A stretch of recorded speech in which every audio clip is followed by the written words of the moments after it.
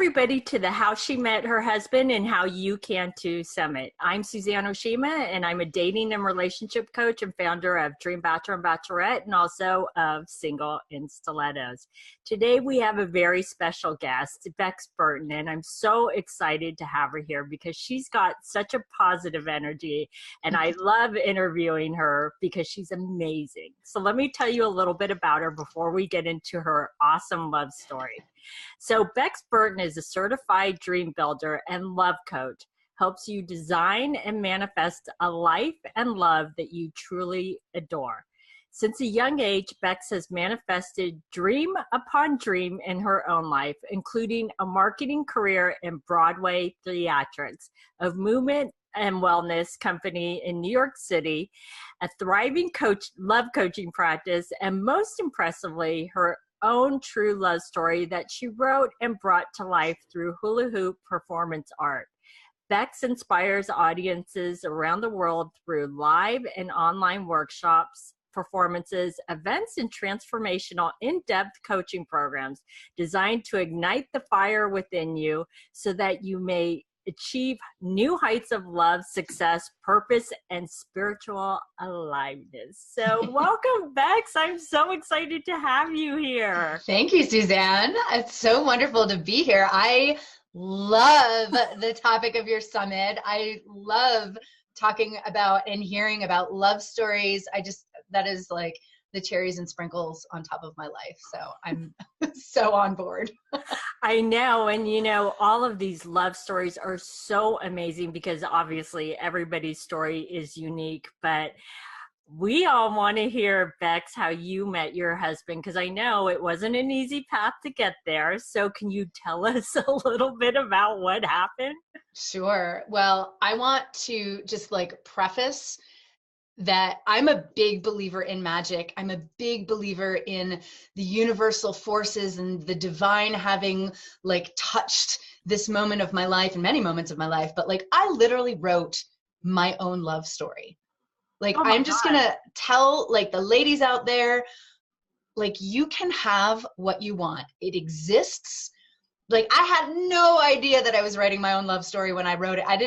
I'll get to that in a second, but I almost fell over when I was in it and seeing what had happened. And it just blew me away. But you're right. It was not an easy road to get there.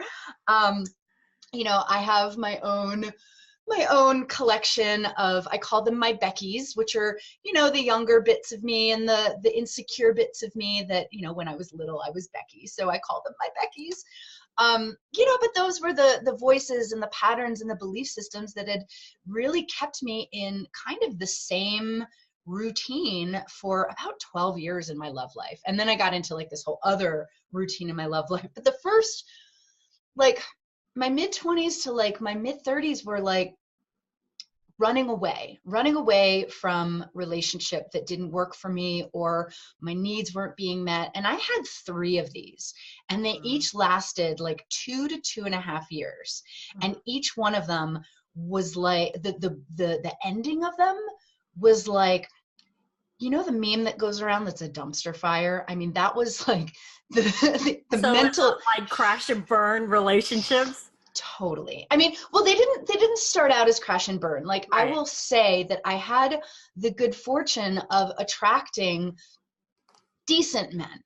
Mm-hmm. They may not have been the men that I was meant to be with for the rest of my life, but there's something that I realized. I was actually thinking about this conversation last night. I was falling asleep, and I was thinking wow, I was really living very, very much in my masculine energy. So I was attracting men who were more in their feminine energy, kind of just really emotional men and softer men who may not necessarily take the lead or take the reign, not the alpha guy. And which I didn't really even know what that was at the time until about a year and a half in to the relationship. And I'm this isn't what I want. And instead of being true to myself and being true to my partner and saying, look, my needs aren't being met, what can we do? Or look, my needs aren't being met, I think we're better off served elsewhere. I would stick in it and try to make it work. And I don't want to hurt this person. I don't want to tear up their whole world. And that's just, so we dig our heels in. Yeah. So what I'm hearing from you, Bex, is there was a part of you that, it's also this determination, like, I'm going to finish this till the end. I'm going to stick in it because I don't want to, quote unquote, fail. Right. Yeah. But then, like you said, there's also like, for me, there's also like my little Becky of the people pleaser, and like not wanting to disappoint anybody, not wanting to let anybody down. So I felt like if I could shape shift and morph and fit myself into the situation, then we'd be happy. And then just, sister, please hang up the phone, leave the building. I'm just, just so fired up about it because like, I know that like, well, I'll get there in a second, but so essentially what ended up happening was after like 12 years of these 3 relationships, 2.5, 3 years, like the last one ended and it was that dumpster fire. And I felt like garbage. Like I just felt so awful that I had willingly moved in with this guy knowing that it was, just stupid. Well, at the time I was doing my best, right? But, in hindsight, after that 3rd breakup and really feeling like, wow, this is a mirror image of what happened 3 years ago and a mirror image of what happened 3 years before. It really occurred to me that like, I'm the common denominator. And all right, so what can I do to heal this situation? Mm-hmm. And in that time, my bright idea was like, I'm doing more harm than good out there. So I'm just going to take myself off the market. And like, but for me, what I came to, and not saying that this is like the way to go for everybody, but for me in that moment, it was a decision to date myself for longer than my longest relationship and really get to know who I am, what I want, what lights me up, what makes me happy. And for me, that was a 3-year period, right? Wow. At that time. So I set out to be a single person for, and that kind of evolved over time. It became definitely dating me practice, dating my city. I was living in New York, loving being an artist in New York. Mm-hmm. But then it became a realization that like all of my dating was all very like results oriented and like getting into a relationship. Where's my next boyfriend?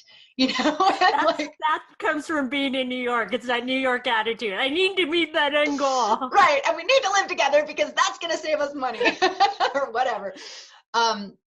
So that really opened things up for me. And I realized that I had never just dated just for the sake of dating, which is now as a coach developed into this whole idea of conscious dating practice, where we're dating as practice. Like you show up on your yoga mat every other day as practice. Like you sit in meditation as practice. Like you're not like, I used to be a Pilates teacher, and the thing that I would coach my clients on saying like, I don't give a rat's butt at how good you are at Pilates. It's a practice. Mm-hmm. I care that you go out onto that icy sidewalk and you slip and you recover and you land on your feet because your body is so tuned for balance and poise, and it's practice. So dating practice, right? Right. Once I got into dating practice, oh my God, sister, did I have fun? Because I was holding myself in priority and really checking in with like what the information was that I was getting, what the feedback was, what emotions were coming up for me, what I really loved about the experience, what would I wish my next date to show up differently or bigger with, and then checking in with myself, like what did I love about how I showed up, right. And what might I do differently or bigger in the next situation. So just really like evaluating.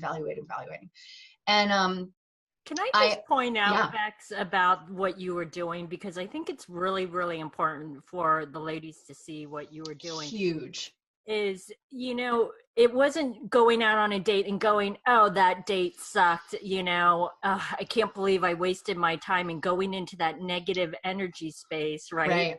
Right. Which is so easy. It's like a gravitational pull. And I love that you went into that learning experience of what you wanted in the next date, or a learning experience and how you could improve and all of those things. And I think that's really important, because that kept you in the positive energy space and keep propelling forward, right? Yeah, yeah, absolutely. And that propelling forward, I think that there's like, it's okay to ebb and flow with it, and in Mm-hmm. fact, the time that I met my man, I was in a bit of an ebb period where like I had my profile up on the online dating sites, but I had like dialed down the scrolling and the messaging and the searching, and I was actually involved in a performance at the time. I had rehearsed for like 3 months for free for this performance showcase, and I got cut from the show the night before we were supposed to perform. Mm-hmm.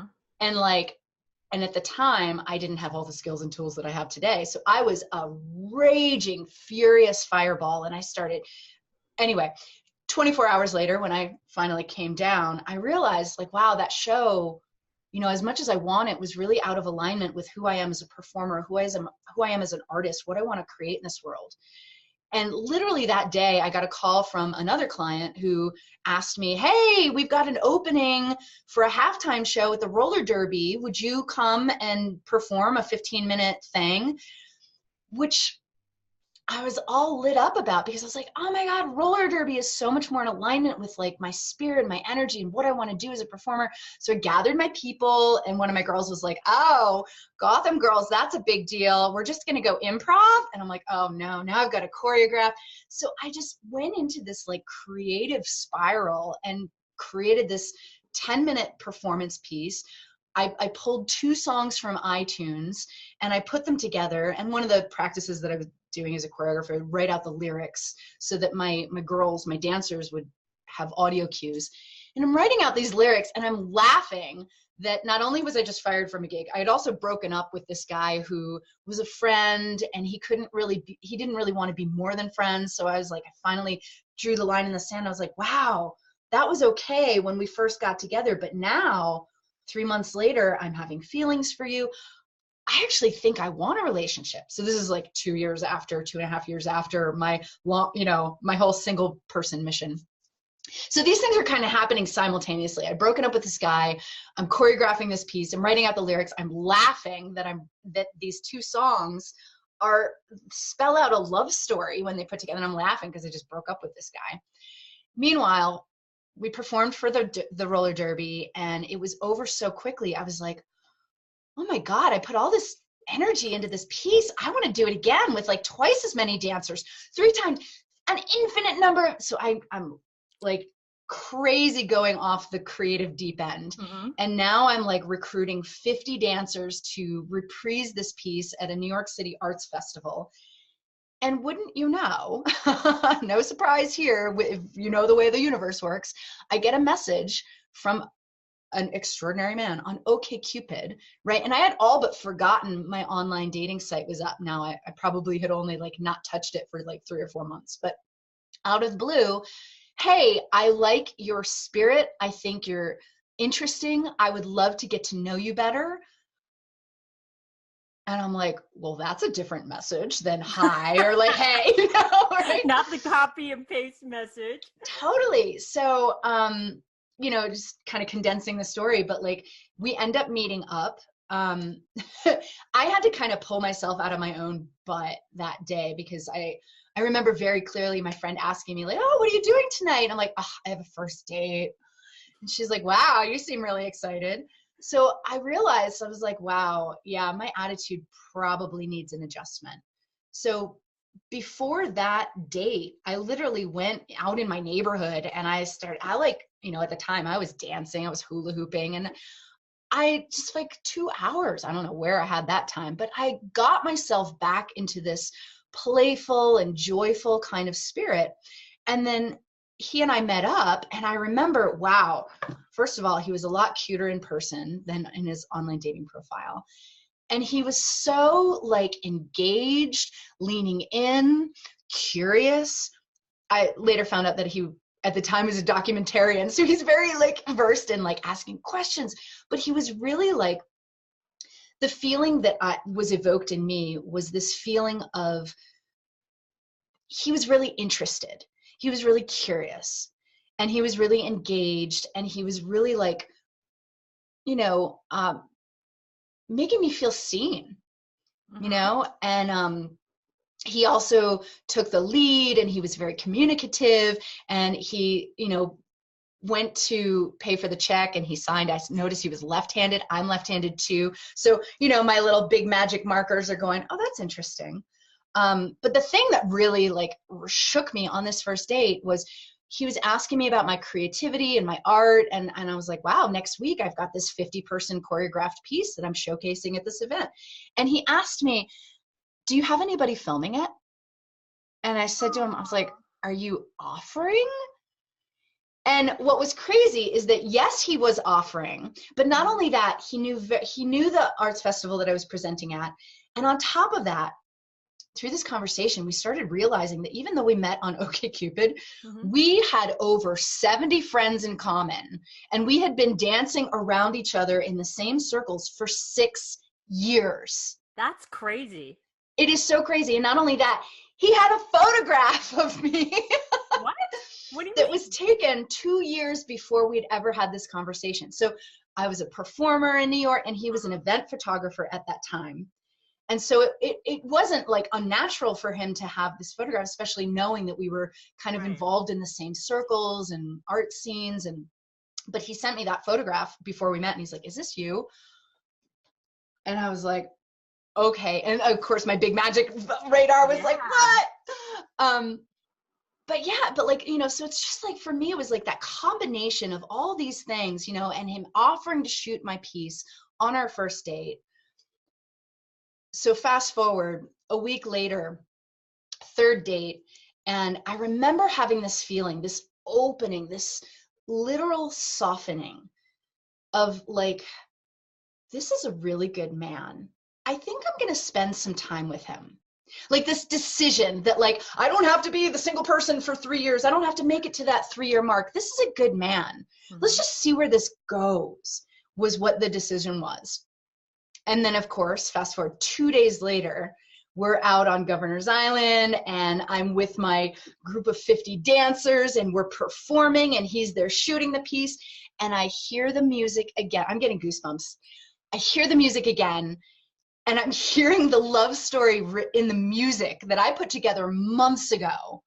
And I almost flipping fell over right in the middle of that performance, because it's occurring to me that not only is this some love story that I put together, but this is my love story.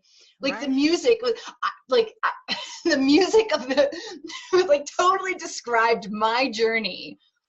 And there he was, like, filming the piece, and I brought all of my people together to welcome him into my life. The name of the piece was called Hello. I mean, for me, like, just all the magic radar were like off the blip, and then there's this like one other piece that really like nailed it for me. I realized I wrote my own love story, and I'm thinking, holy F.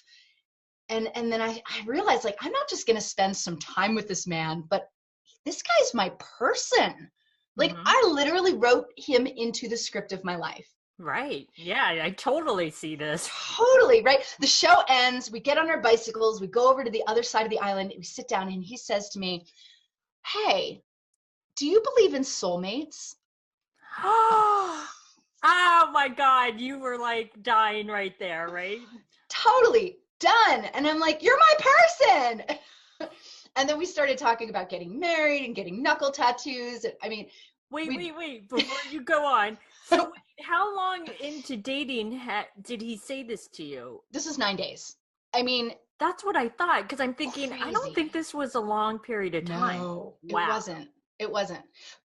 At the same time, though, when I think back, I mean, it was well more than 9 days that I was writing him into the script of my life and calling him in and doing all of the, the container holding. But yeah, absolutely. And that's what I would love for your audience to hear, is that it doesn't have to take months and months and months. When a guy knows what he wants, he will declare it, and he will like claim you. I know it sounds really awful, but like, I mean, there was no question in my mind that Nick was in pursuit energy from day one. I even tried to cancel that first date, and he was like, no, I absolutely want to see you. Where are you now? Let me come to you.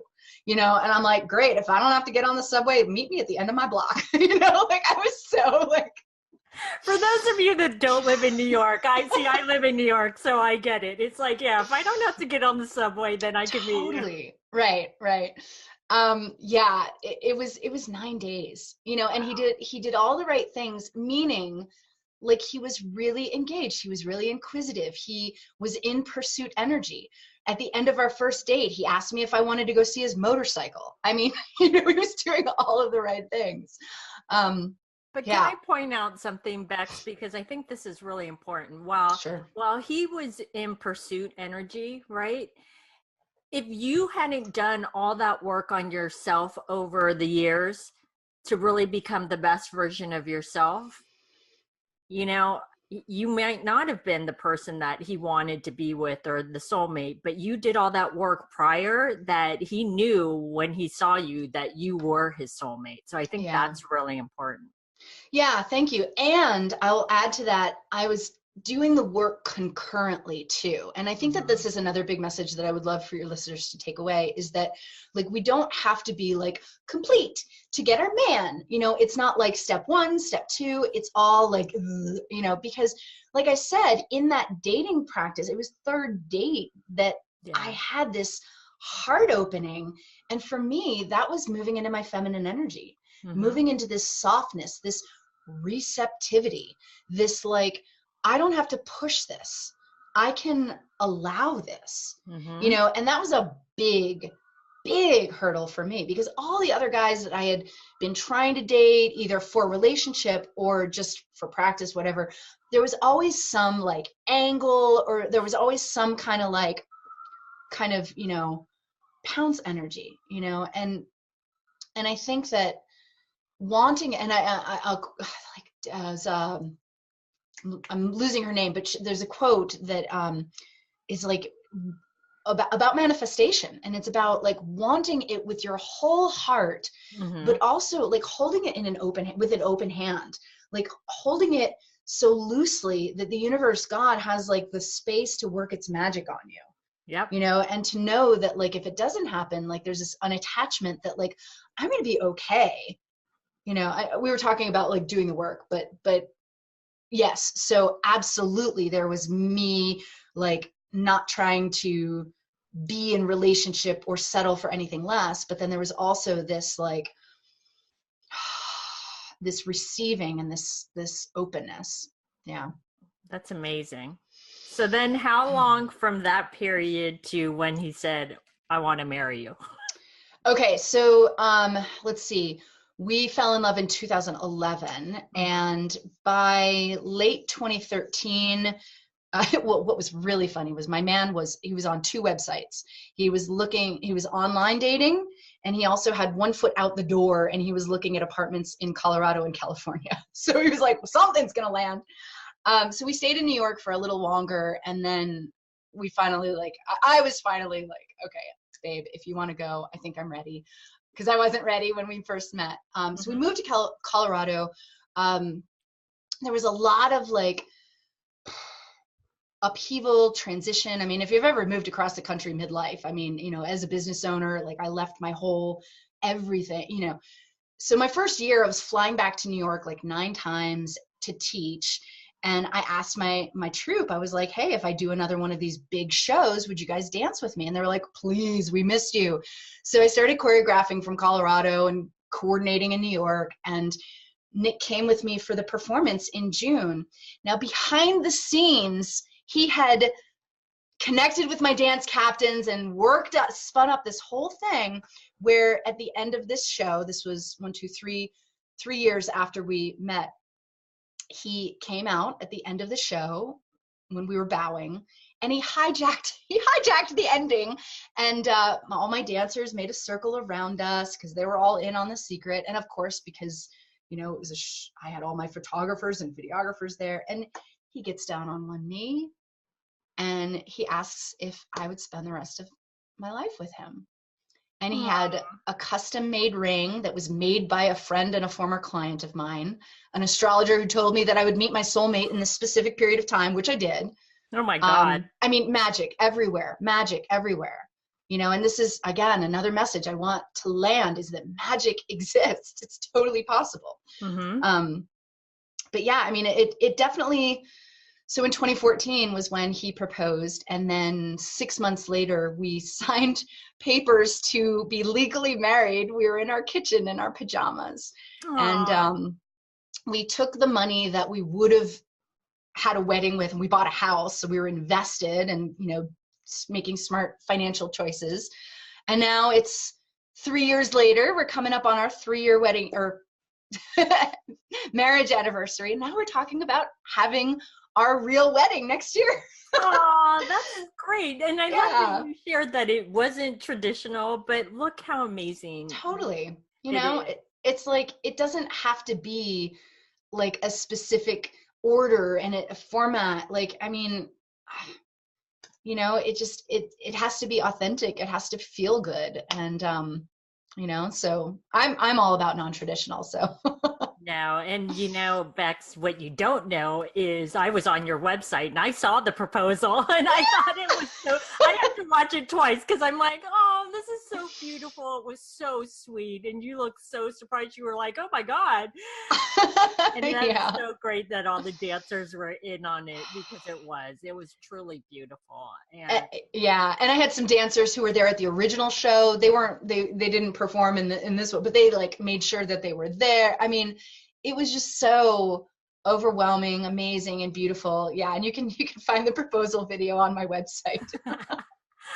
well, that's a great story. So, Bex, I would love for you to tell the ladies, like maybe a couple of things that you wish you knew back when you were single that you think will really help the ladies so they can overcome the challenges that they're going through right now to find love like you did. Yeah, absolutely. I mean, one of the first things is that it's a journey. You know, we're human, you know, and I think that this is one of the things that we so often like miss or forget. Mhm. I know for me personally, like I totally forgot I was human. And being human means that we have emotions and that we fall down and that we learn and grow and make new decisions and that we have the capability to think differently and do differently.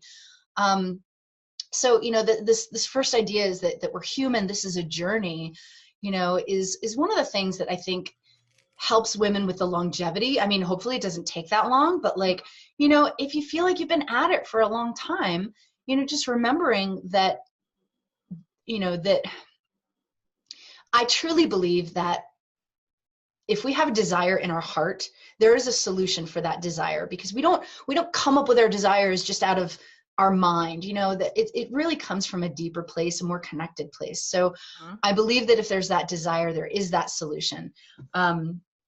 You know, so one of the things that the women can in the audience can keep reminding themselves is that it's coming.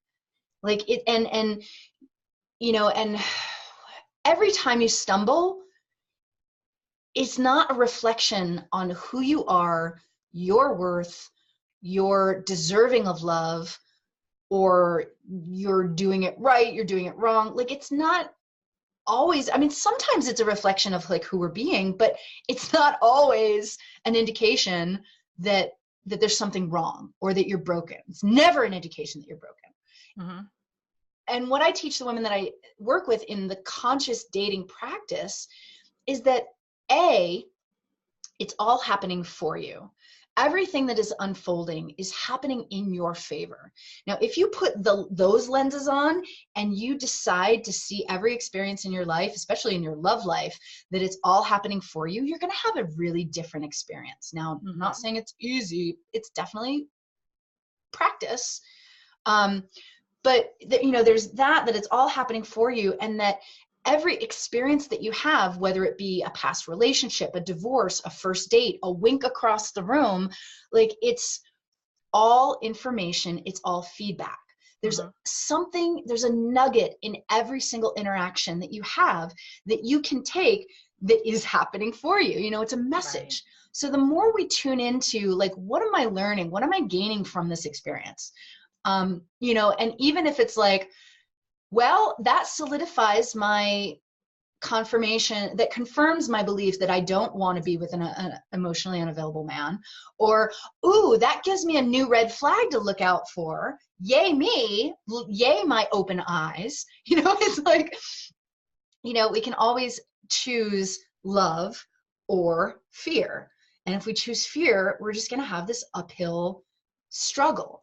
Now, if we choose love, it's still going to be uphill, but we're going to be stopping to look out the view, take some pictures, take some selfies, you know, like. I love that you did that because I'm a very visual person. So I was visualizing everything that you were just saying. Yeah, totally. And so yes, it's coming. It exists. It's all happening for you. Every experience you have is the potential for information, for feedback. And my last point is that I believe, you know, again, we can choose love or fear. And choosing love, one of the practices that I can leave your audience with is becoming an evidence junkie. This is another one that I use with the women that I work with, is that, you know, we're like, we talked about that gravitational pull, and it's so easy to gather evidence to support the claim, to support the fight that we can't have what we want. But it's not as easy, but far more impactful to gather the evidence that supports that we can have what we want. So for example, you're in the airport, you're, you know, people watching, and you see a really fine looking man, and he's like, you know, looking sharp, well dressed, groomed, high quality man. He's got a ring on his finger. Choosing fear or, you know, evidence to support the case that you can't have. God damn it, another one. They're all freaking married. All the best ones are taken, blah, blah, right? Or, wow, what a fine example of a commitment-minded man. What a lucky woman to have that guy in her life. It's coming. It's happening. I'm next. I'm ready. Like, you feel the difference in that energy? That.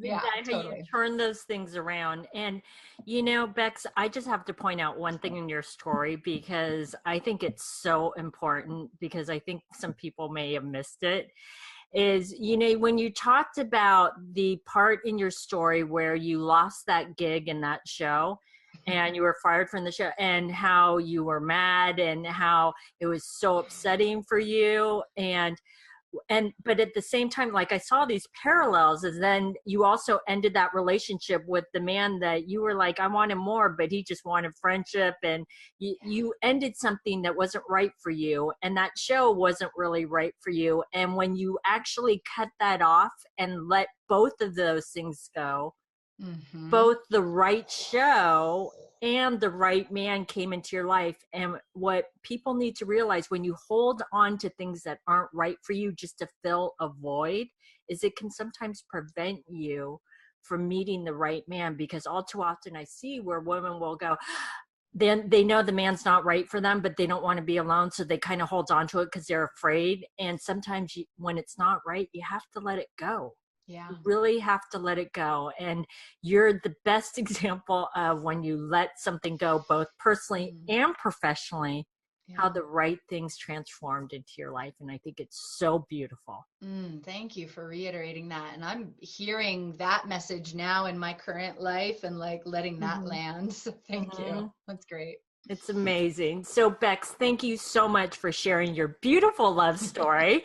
And I know you have a free gift for the ladies, so can you tell them about it? I do. It's a quick video series, and it's called Soulmate Love Awaits You Just As You Are. Don't go changing. It's there for you just as you are.